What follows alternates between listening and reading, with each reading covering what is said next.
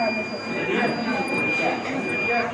અને જો brake fail થઈ જાય તો અમારે એટીવાળા રસ્તા સાઈડ પર બનાવવા જોઈએ જેથી ગાડી અહીંયા જતી રહે એટલે અકસ્માત ન થાય અને વળાંક પર ઓવરટેક કરવો જોઈએ નહીં. અકસ્માત થવાની સંભાવના થાય છે અને જો કોઈ ચડાવની રીતે કરાવે ત્યાં પણ ઓવરટેક કરવો જોઈએ. ત્યાં પણ અકસ્માત થવાની સંભાવના બની રહે છે.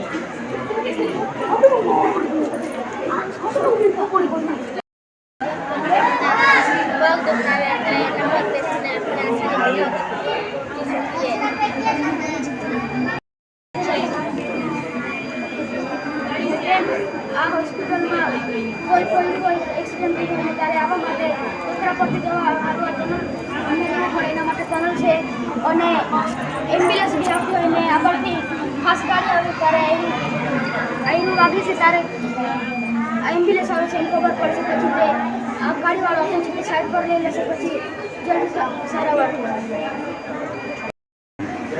આ ઘાસ કાપવાનું યંત્ર છે. આનાથી આપણે પાક ને ઘાસ કાપી શકીએ છીએ.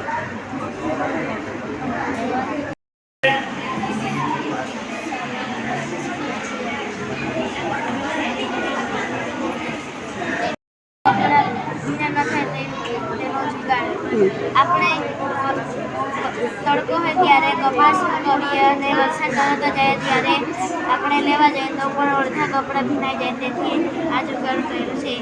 અહીંયા એક મોટર લગાવેલી છે, પછી અહીંયા પાવર લગાવેલું છે, પછી તેને ઓન કરીએ તો તેના જાતે જ જતું રહે છે. અહીંયા આગળ છે એટલે ત્યાં સુકાઈ જાય છે. ચાલુ કર.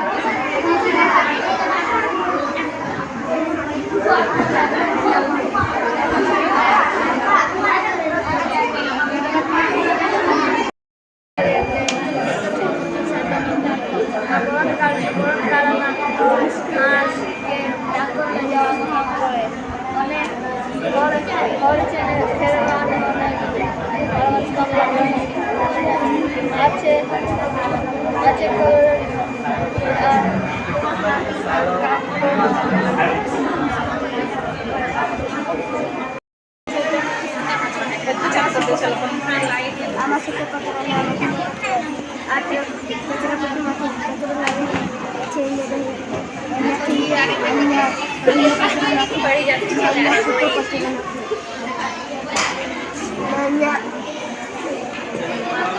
ટ્રેન જાય આ બાજુ